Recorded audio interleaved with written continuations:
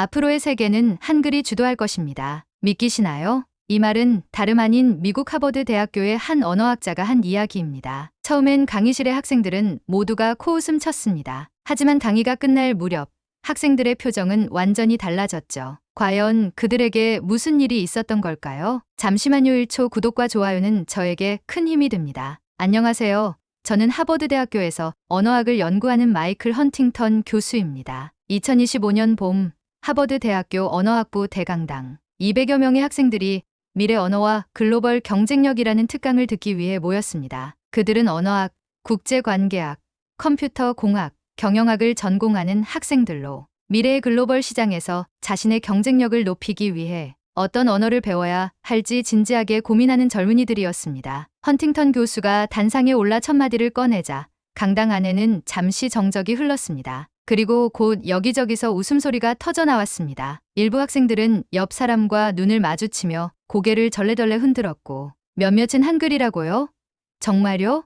하며 작게 속삭였습니다. 한 학생이 손을 들고 질문했습니다. 교수님, 한글이라는 건 한국어의 문자 체계를 말씀하시는 건가요? 왜 하필 한글인가요?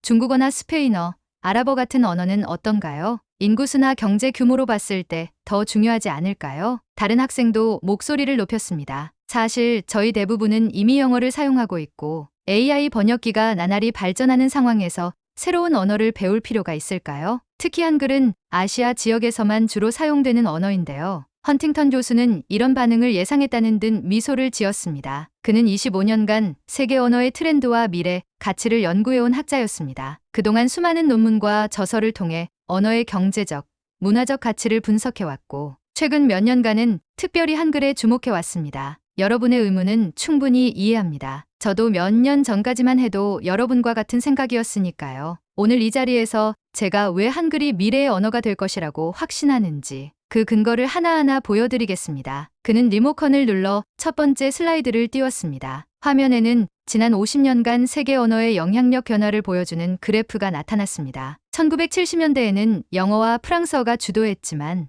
2000년대에 들어서며 중국어의 부상이 뚜렷해졌고 놀랍게도 2020년 이후부터는 한글의 영향력 곡선이 가파르게 상승하고 있었습니다. 언어의 미래 가치는 단순히 사용자 수나 경제 규모만으로 결정되지 않습니다. 기술 혁신, 문화적 영향력, 그리고 무엇보다 그 언어가 지닌 고유한 특성이 중요합니다. 저는 오늘 여러분에게 한글이 어떻게 미래 사회의 핵심 언어로 부상하고 있는지 보여드리겠습니다. 영어가 세계 공용어인 시대에 한글이 세계를 주도한다니. 처음에는 거의 모든 학생이 회의적이었습니다. 하지만 강의가 끝날 무렵 학생들의 표정은 완전히 달라져 있었습니다. 헌팅턴 교수는 미소를 지으며 리모컨을 집어들었습니다. 학생들의 웃음소리가 잦아들자 다음 슬라이드로 넘겼습니다. 화면에는 삼성, LG, 현대, SK, 네이버, 카카오 등 한국의 대표 기업 로고가 등장했습니다. 그 뒤로는 반도체 칩, AI 프로세서, 미래형 자동차 이미지가 흐르고 있었습니다. 한국 기업들은 지금 글로벌 반도체, AI,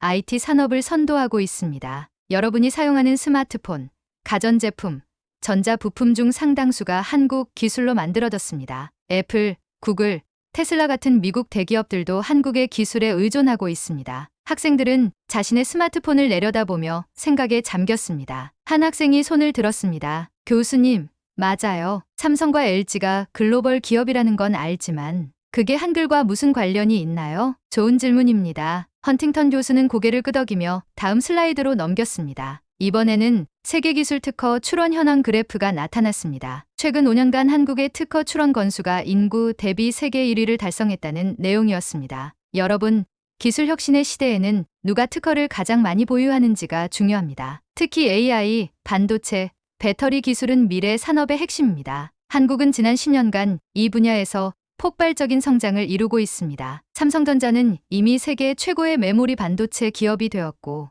SK하이닉스도 글로벌 2위 자리를 차지하고 있죠. 현대자동차는 자율주행과 수소차 분야에서 독보적인 기술력을 갖추었습니다. 그리고 네이버와 카카오는 AI 기술에서 구글, 마이크로소프트와 어깨를 나란히 하고 있습니다. 학생들이 귀를 기울이기 시작했습니다. 다른 학생이 질문했습니다. 그렇다면 기술과 언어의 관계는 무엇인가요? 영어로도 충분히 기술 교류가 가능하지 않나요? 헌팅턴 교수는 고개를 저으며 새로운 슬라이드를 보여주었습니다. 이번에는 글로벌 기업의 R&D 센터 현황이라는 제목의 지도가 나타났습니다. 지도에는 서울과 경기도 지역에 집중된 수십 개의 핀이 찍혀 있었습니다. 구글, 애플, 마이크로소프트, 테슬라, 인텔, 미국의 기술거인들이 모두 한국에 연구소를 설립했습니다. 그들은 왜 한국에 연구소를 세웠을까요? 단순히 인건비 때문이 아닙니다. 바로 한국의 기술력과 혁신 역량 때문입니다. 그리고 이런 연구소에서 일하기 위해서는 무엇이 필요할까요? 교수는 학생들의 눈을 하나하나 바라보며 천천히 말했습니다. 바로 한글입니다. 한국 연구원들과 효과적으로 협업하고 한국의 기술 문서를 이해하며 한국의 혁신 프로세스에 참여하기 위해서는 한글 능력이 필수적입니다. 영어만으로는 한계가 있습니다. 실제로 이 연구소들에서 일하는 외국인 연구원들은 대부분 한글을 배우고 있습니다. 그리고 글로벌 인재 채용 시장에서 한글 능력자는 평균 15% 이상 높은 연봉을 받고 있죠. 학생들 사이에서 수군거림이 시작되었습니다. 이제 그들의 얼굴에서는 처음의 코웃음 대신 진지한 관심이 엿보였습니다. 헌팅턴 교수는 다시 한번 리모컨을 들었습니다. 그렇다면 이것은 어떨까요? 화면이 전환되자 학생들의 눈이 일제히 커졌습니다. BTS, 블랙핑크, 뉴진스의 공연 장면, 오징어 게임, 기생충, 더 글로리의 포스터, 넷플릭스 한국 드라마 순위 차트가 화면을 가득 채웠습니다. 한국 문화는 단순한 유행이 아닙니다. 전 세계적으로 수십억 명이 K 콘텐츠를 소비하고 있습니다. 여러분도 아마 한국 드라마나 K-POP를 한 번쯤은 접해봤을 겁니다. 학생들 사이에서 고개를 끄덕이는 움직임이 보였습니다. 한 여학생이 손을 들고 말했습니다. 저는 BTS 팬이에요. 그들의 노래 가사를 이해하기 위해 한국어 앱으로 공부하기 시작했죠. 네, 바로 그겁니다. 헌팅턴 교수는 만족스러운 표정으로 다음 슬라이드로 넘겼습니다. 이 슬라이드에는 전 세계 한글 학습자 증가 추이라는 제목의 그래프가 있었습니다. 2015년부터 2025년까지 전 세계 한글 학습자 수는 무려 15배 증가했습니다. 특히 미국에서는 지난 5년간 한국어 수강생이 370% 증가했고 유럽에서는 290%, 동남아시아에서는 450%나 증가했습니다. 이제는 단순한 소비를 넘어 한글을 배우려는 사람들이 폭발적으로 증가하고 있습니다. 그들은 왜 한글을 배울까요? 헌팅턴 교수는 학생들에게 직접 질문을 던졌습니다. 처음에는 아무도 대답하지 않았지만 곧 한 남학생이 손을 들었습니다. 문화적 관심 때문 아닐까요? K-POP나 드라마를 더 잘 이해하기 위해서요. 좋은 답변입니다만 그것만이 전부는 아닙니다. 교수는 새로운 슬라이드를 보여주었습니다. 이번에는 한글 학습 동기 조사 결과였습니다. 문화적 관심 35%, 취업 기회 28%, 학업 연구 22%, 비즈니스 15%. 흥미롭게도 이제는 취업과 비즈니스 목적으로 한글을 배우는 사람들이 43%나 됩니다. 2015년에는 이 비율이 불과 12%였죠. 한글은 더 이상 취미가 아닌 투자가 되고 있습니다. 헌팅턴 교수는 화면에 자신이 최근 발표한 논문 Language as Investment, The Economic Returns of Korean Language Proficiency의 결론 부분을 띄웠습니다. 이 연구에 따르면 영어와 한글을 모두 구사하는 미국인은 영어만 구사하는 미국인보다 연평균 달러 9,700더 높은 수입을 올리는 것으로 나타났습니다. 특히 기술, 엔터테인먼트, 금융 분야에서 그 격차가 더 컸죠. 이것은 단순히 드라마를 자막 없이 보기 위한 것이 아닙니다. 미래를 위한 실질적인 경쟁력이 되고 있는 겁니다. 학생들의 눈빛이 달라지기 시작했습니다. 그 증거를 더 보여드리겠습니다. 교수는 다음 슬라이드로 넘겼습니다. 이번에는 미국, 영국, 프랑스, 독일의 주요 대학에서 개설된 한국어 강좌 수 변화를 보여주는 차트였습니다. 2010년부터 2025년까지 주요 대학의 한국어 강좌는 평균 8배 증가했습니다. 하버드에서도 한국어 수강생이 지난 3년간 3배 증가했고 대기자 명단이 생길 정도입니다. 흥미로운 것은 이제 한국어를 공부하는 학생들의 전공이 다양해졌다는 점입니다. 과거에는 주로 동아시아학 전공 학생들이 한국어를 배웠지만 이제는 경영학, 컴퓨터공학, 국제관계학, 미디어학 전공 학생들이 주를 이루고 있습니다. 한 학생이 의아한 표정으로 질문했습니다. 그래도 한글을 배우는 것이 중국어나 스페인어를 배우는 것보다 어렵지 않나요? 교수는 미소를 지었습니다. 그렇게 생각하는 사람이 많지만 실제로는 다릅니다. 다음 슬라이드는 미국 국무부 외교관 교육원의 언어 난이도 분류였습니다. 중국어는 가장 어려운 캐테고리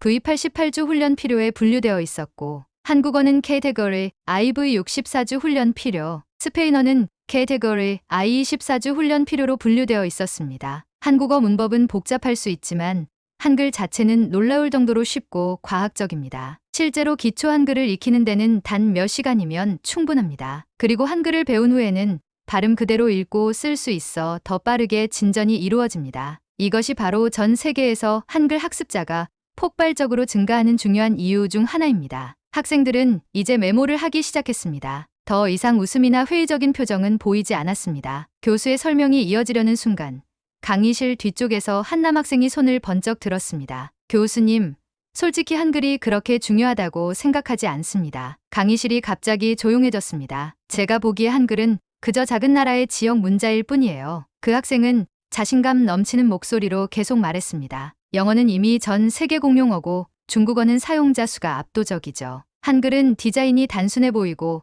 한국 밖에서는 거의 쓸모가 없어 보입니다. 다른 몇몇 학생들도 고개를 끄덕이며 동의하는 듯 했습니다. 헌팅턴 교수는 예상했다는 듯이 미소를 지었습니다. 아주 좋은 지적입니다. 많은 사람들이 당신과 같은 생각을 하고 있죠. 하지만 오늘 제가 보여드릴 정보는 그런 편견을 완전히 바꿔놓을 겁니다. 교수는 화면을 전환했습니다. 여러분, 한글이 어려운 언어라고 생각하시나요? 사실 한글은 세계에서 가장 배우기 쉬운 문자 중 하나입니다. 화면에 세종대왕의 초상화가 나타났습니다. 이분이 누군지 아시나요? 대부분의 학생들은 고개를 저었지만 아시아계 학생 한 명이 조용히 손을 들었습니다. 세종대왕이요. 한글을 만든 한국의 왕이라고 알고 있습니다. 맞습니다. 교수는 고개를 끄덕이며 다음 슬라이드로 넘어갔습니다. 세종대왕은 1443년 모든 백성이 쉽게 글을 읽고 쓸 수 있도록 한글을 창제했습니다. 이것은 당시로서는 혁명적인 발상이었습니다. 당시 한국에서는 중국에서 들어온 한자를 사용했는데 이것은 배우기 매우 어려워 평민들은 문자를 사용할 수 없었습니다. 세종대왕은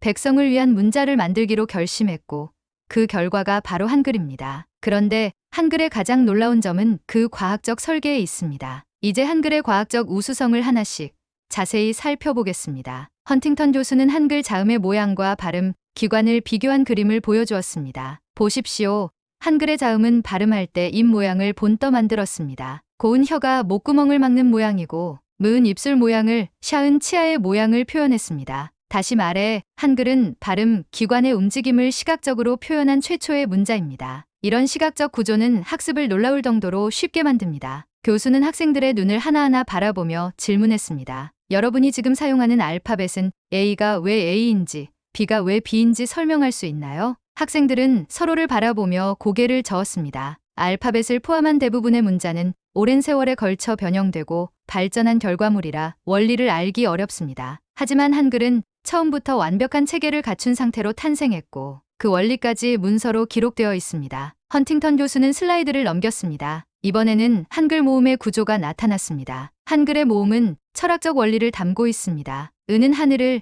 이는 사람을, 오는 땅을 상징합니다. 이런 철학적 바탕 위에 자음과 모음을 조합하는 방식이 매우 논리적입니다. 가령 가라는 글자는 고과 아의 조합입니다. 다른 문자들과 달리 한글은 소리 단위 자음과 모음을 조합해 음절을 만들지만 그 조합 법칙이 매우 단순합니다. 총 24개의 기본 글자로 모든 소리를 표현할 수 있죠. 중국어의 수천 개 한자나 영어의 복잡한 철자법과 비교해 보세요. 앞서 한글을 비판했던 학생이 다시 손을 들었습니다. 그런데 왜 제가 한글을 배워야 하나요? 디자인이 단순하다고 해서 배울 가치가 있는 건 아니잖아요. 교수는 고개를 끄덕였습니다. 매우 타당한 질문입니다. MIT의 연구 자료와 유네스코의 보고서가 담긴 슬라이드가 나타났습니다. MIT는 한글을 세계에서 가장 논리적인 문자라고 평가했습니다. 또한 영국의 언어학자 제프리 샘슨 교수는 한글을 인위적으로 만들어진 문자 중 가장 완벽한 문자라고 극찬했습니다. 유네스코는 1989년부터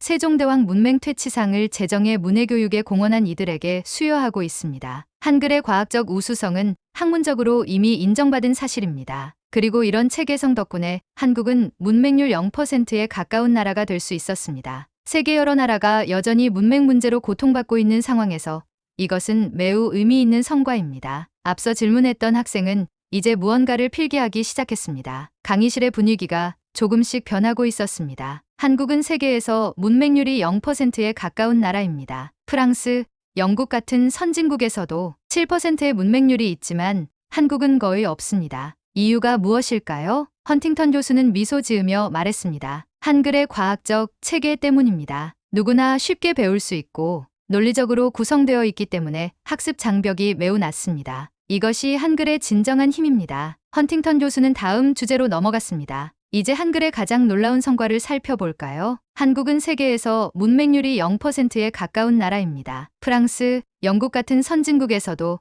7%의 문맹률이 있지만 한국은 거의 없습니다. 이유가 무엇일까요? 교수는 세계 각국의 문맹률을 보여주는 차트를 띄웠습니다. OECD 국가 중에서도 한국이 가장 낮은 수치를 기록하고 있었습니다. 앞줄에 앉은 여학생이 손을 들었습니다. 교수님, 한국이 교육을 중요시하는 문화라서 그런 건 아닐까요? 좋은 지적입니다. 교육열도 분명히 중요한 요소입니다. 하지만 그것만으로는 설명이 부족합니다. 실제로 한국은 1945년 독립 당시만 해도 문맹률이 78%에 달했습니다. 그런데 불과 30년 만에 문맹률을 10% 아래로 낮추는 기적을 이루어냈죠. 이런 급속한 문맹 퇴치는 세계 역사상 유례가 없는 일입니다. 그 비결은 무엇일까요? 교수는 화면을 전환했습니다. 이번에는 세계 문자별 학습 소요 시간 비교 자료였습니다. 영어 알파벳 4주 16주, 아랍어 50주 75주, 중국어 한자 88주 2년, 일본어 히라가나 가타카나 4주 8주, 한글 2시간 1주. 학생들 사이에서 놀라는 소리가 들렸습니다. 한글은 하루만 해도 배울 수 있습니다. 물론 한국어 자체를 마스터하는 것은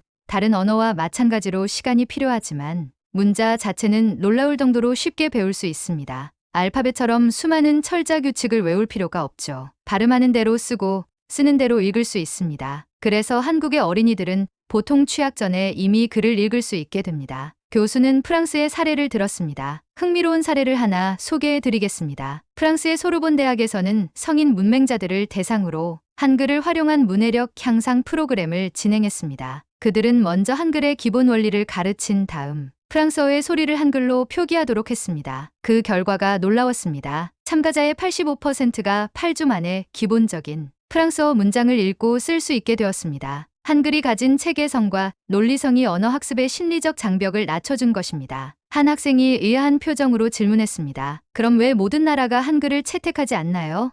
이렇게 뛰어난 문자라면요. 헌팅턴 교수는 미소 지으며 말했습니다. 매우 좋은 질문입니다. 사실 한글의 우수성이 널리 알려지면서 언어학자들 사이에서는 자국의 문맹 퇴치에 한글 시스템을 활용하자는 논의가 활발합니다. 인도네시아, 베트남, 몇몇 아프리카 국가에서는 이미 한글을 기반으로 한 문해력 프로그램을 시범 운영 중입니다. 문자는 단순히 언어를 표기하는 도구를 넘어 그 나라의 정체성과 밀접한 관련이 있어 전면 교체는 쉽지 않습니다. 하지만 교육적 측면에서는 한글의 체계를 적극 활용하는 추세입니다. 한글의 과학적 체계는 누구나 쉽게 배울 수 있고 논리적으로 구성되어 있기 때문에 학습 장벽이 매우 낮습니다. 이것이 바로 한글의 진정한 힘입니다. 그리고 이 힘은 이제 국경을 넘어 세계적으로 확산되고 있습니다. 교수의 설명이 끝나자 학생들은 더 진지하게 고개를 끄덕였습니다. 헌팅턴 교수는 가장 흥미로운 주제로 넘어갔습니다. 여러분, AI 시대에는 언어의 논리성, 체계성, 디지털 처리 용이성이 중요한 요소로 떠오르고 있습니다. 이러한 측면에서 한글은 놀라운 강점을 가지고 있습니다. 강의실 스크린에는 언어와 AI 처리 효율성 제목의 차트가 나타났습니다. 여러 언어의 AI 처리 속도와 정확도를 비교한 자료였습니다. 한글은 영어, 중국어, 일본어, 아랍어 등 주요 언어 중에서 AI 처리 효율성이 가장 높은 것으로 나타났습니다. 교수는 MIT의 연구 자료를 보여주었습니다. MIT 컴퓨터 과학관은 2023년 디지털 환경에서의 문자 처리 효율성 연구를 발표했습니다. 이 연구에 따르면 한글은 규칙성과 일관성이 매우 높아 디지털 처리에 최적화된 문자 시스템으로 평가받았습니다. 한 학생이 손을 들고 질문했습니다. 왜 한글이 디지털 처리에 더 효율적인 건가요? 교수는 그 질문에 기다렸다는 듯이 대답했습니다. 아주 좋은 질문입니다. 세 가지 이유가 있습니다. 첫째, 한글은 자음과 모음의 조합 규칙이 명확합니다. 총 24개의 기본 글자로 모든 소리를 표현할 수 있고 조합 방식이 일정합니다. 예측 가능한 패턴은 AI가 학습하기에 이상적이죠. 둘째, 한글은 발음과 표기가 거의 일치합니다. 영어처럼 드로우와 처우처럼 비슷하게 쓰이지만 전혀 다르게 발음되는 경우가 드뭅니다. 이러한 일관성은 음성인식 AI에게 큰 장점입니다. 셋째, 한글의 기하학적 구조입니다. 한글은 정사각형 안에 자음과 모음을 배열하는 독특한 구조를 가지고 있습니다. 이런 시각적 규칙성은 광학문자인식 OCR 기술에 매우 유리합니다. 영국의 언어학자 제프리 샘슨 교수는 한글을 인위적으로 만들어진 문자 중 가장 완벽한 문자라고 평가했습니다. 그는 한글이 마치 디지털 시대를 위해 설계된 것 같다고 말했죠. 학생들의 눈빛이 점점 더 진지해졌습니다. 교수는 슬라이드를 넘겼습니다. 이번에는 빅테크 기업들의 한글 AI 연구 투자 현황을 보여주는 그래프였습니다. 구글, 마이크로소프트, 메타와 같은 글로벌 IT 기업들이 지난 5년간 한글 관련 AI 연구에 대한 투자를 3배 이상 늘렸습니다. 특히 음성인식, 자연어 처리, 번역 알고리즘 분야에서 한글의 효율성이 주목받고 있습니다. 2024년 출시된 구글의 최신 음성인식 엔진은 한국어 인식 정확도가 98.7%로 영어 96.4%보다 높습니다. 이는 한글의 체계적 구조 덕분입니다. 또 다른 학생이 질문했습니다. 한글이 AI에 유리하다고 해도 영어가 이미 프로그래밍 언어에 기반이 되어 있지 않나요? 네, 현재는 그렇습니다. 하지만 AI가 발전할수록 프로그래밍 언어와 인간 언어의 경계가 허물어지고 있습니다. GPT와 같은 AI 모델은 점점 더 자연어 명령을 이해하고 실행할 수 있게 되었죠. 바로 여기서 한글의 논리적 명확성과 일관성이 장점이 됩니다. 한글로 작성된 명령어는 중의성이 적고 논리적 구조가 명확하기 때문에 AI가 더 정확하게 이해할 수 있습니다. 실제로 최근 한국의 네이버와 카카오는 한글 기반 AI 명령 체계를 개발 중인데 초기 결과는 매우 고무적입니다. 한글의 체계성이 AI와의 소통을 더 직관적이고 정확하게 만들어주고 있습니다. 강의실은 조용히 교수의 설명을 듣고 있었습니다. 한글이 단순히 문화적, 경제적 가치를 넘어 기술적으로도 미래 경쟁력이 있다는 사실에 학생들은 점점 더 관심을 보였습니다. 헌팅턴 교수는 한글의 실질적인 가치를 보여주기 위해 산업계 데이터로 넘어갔습니다. 이제 실제 비즈니스 현장에서 한글 능력이 어떤 가치를 지니는지 살펴보겠습니다. 교수는 실리콘밸리의 구인 공고들이 담긴 화면을 보여주었습니다. 한국어 필수, 한국어 가능자 우대, 한글 능통자 추가 보너스 같은 문구가 강조되어 있었습니다. 현재 실리콘밸리에서는 한국어 가능자를 우대 채용하는 기업들이 빠르게 증가하고 있습니다. 2020년에는 한국어 능력을 요구하는 글로벌 IT 기업의 채용 공고가 약 1,200건이었습니다. 그런데 2025년 현재 그 수는 7,500건 이상으로 증가했습니다. 5년 만에 6배 이상 늘어난 것이죠. 한 학생이 놀란 표정으로 물었습니다. 그 정도로 많은 일자리가 한국어 능력을 요구한다고요? 네. 그리고 더 중요한 것은 연봉 프리미엄입니다. 교수는 다음 슬라이드로 넘어갔습니다. 한글 능력에 따른 연봉 프리미엄 자료였습니다. 글로벌 인재 컨설팅 기업 켈리 서비스의 2024년 조사에 따르면 영어와 한글을 모두 구사하는 인재는 평균 22% 높은 연봉을 받는 것으로 나타났습니다. 특히 반도체, 배터리, AI, 게임, 엔터테인먼트 분야에서는 그 격차가 30%까지 벌어집니다. 왜 이런 현상이 일어나고 있을까요? 교수는 2가지 이유를 설명했습니다. 첫 번째 이유는 한국 기업들이 글로벌 시장에서 강력한 영향력을 가지고 있기 때문입니다. 삼성전자는 이미 세계 스마트폰 시장의 21%를 차지하고 있고 메모리 반도체 시장에서는 44%의 점유율을 기록하고 있습니다. SK, LG 등도 배터리, 디스플레이 분야에서 세계 시장을 주도하고 있죠. 애플, 구글, 테슬라 같은 미국 대기업들도 한국의 부품과 기술에 크게 의존하고 있습니다. 때문에 이들 기업은 한국 기업과 원활히 소통할 수 있는 인재를 필요로 합니다. 한 여학생이 손을 들었습니다. 그렇다면 단순히 번역 앱을 쓰면 되지 않을까요? 교수는 웃으며 대답했습니다. 비즈니스에서는 문화적 이해가 핵심입니다. 번역 앱은 단어를 바꿀 수 있을지 몰라도 문화적 뉘앙스와 비즈니스 관행을 이해하지는 못합니다. 한국 기업과의 협상에서 성공하려면 언어뿐만 아니라 문화적 감수성도 필요합니다. 그리고 한글을 배우는 과정에서 자연스럽게 한국 문화에 대한 이해도 깊어집니다. 두 번째 이유는 한국 시장이 글로벌 기업들에게 매력적인 테스트베드이기 때문입니다. 한국은 첨단 기술에 대한 수용도가 높고 소비자들의 안목이 까다롭습니다. 삼성이나 LG의 스마트폰, TV 등은 항상 한국에서 먼저 출시하고 소비자 반응을 살핍니다. 한국에서 성공한 제품은 글로벌 시장에서도 통하는 경우가 많습니다. 애플, 구글, 메타와 같은 글로벌 기업들도 한국 시장을 중요한 테스트베드로 여기고 있습니다. 이런 시장을 이해하고 공략하기 위해서는 한글 능력이 필수적입니다. 교수는 새로운 자료를 보여주었습니다. 미국 스탠포드 MBA 과정의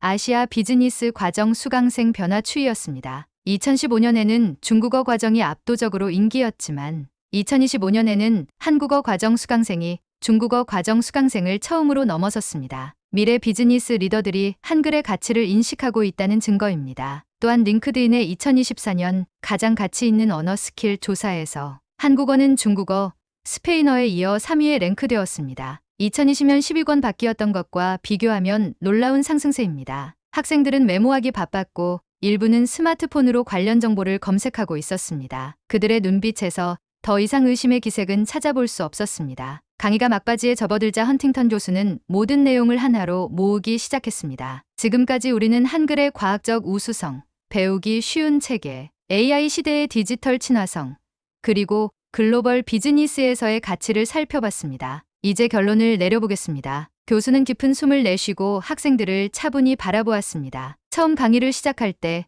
여러분은 미래를 위해 어떤 언어를 배워야 할까요? 라는 제 질문에 중국어, 스페인어, 아랍어 등을 언급했습니다. 그리고 제가 한글이라고 했을 때 대부분이 웃음을 참지 못했죠. 이제 다시 묻겠습니다. 미래를 위해 어떤 언어를 배워야 할까요? 강의실은 잠시 조용해졌습니다. 앞서 한글을 비판했던 남학생이 천천히 손을 들었습니다. 솔직히 말씀드리면 강의 전에는 한글이 그저 작은 나라의 문자라고 생각했습니다. 하지만 지금은 생각이 달라졌어요. 한글은 단순한 문자가 아니라 미래 산업과 기술의 언어라는 걸 알게 되었습니다. 여러 학생들이 고개를 끄덕이며 동의했습니다. 교수는 미소를 지으며 마지막 슬라이드를 보여주었습니다. 글로벌 언어 투자 수익률 ROI 차트였습니다. 투자한 시간 대비 얻을 수 있는 경제적, 문화적, 기술적 이점을 종합적으로 분석한 자료였습니다. 한글은 그래프 최상단에 위치해 있었습니다. 한글은 더 이상 특정 지역의 언어가 아닙니다. 한글을 배운다는 것은